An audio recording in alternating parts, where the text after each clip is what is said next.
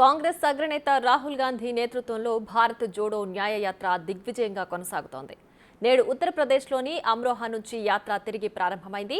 కాంగ్రెస్ ప్రధాన కార్యదర్శి ప్రియాంక గాంధీ అలీగఢ్ వద్ద ఈ యాత్రలో పాల్గొన్నారు. రాహుల్, ప్రియాంకలకు కాంగ్రెస్ శ్రేణులు, ప్రజలు ఘన స్వాగతం పలికారు. ఈ రోజుతో న్యాయయాత్ర యూపీ నుంచి రాజస్థాన్లోకి ప్రవేశించనుంది. సమాజ్వాదీ పార్టీ అధినేత అఖిలేష్ యాదవ్ ఆగ్రాలో జరిగే కాంగ్రెస్ యాత్రలో పాల్గొనున్నారు.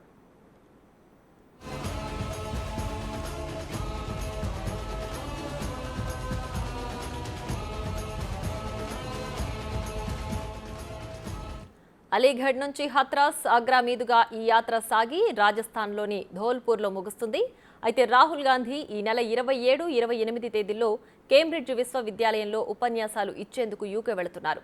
దీంతో ఫిబ్రవరి 26 నుంచి మార్చి 1 వరకు యాత్రకు విరామం ఇవ్వనున్నట్లు కాంగ్రెస్ వర్గాలు పేర్కొన్నాయి. మార్చి 2న ధోల్పూర్ నుంచి యాత్ర తిరిగి ప్రారంభమవుతుందని తెలుస్తోంది.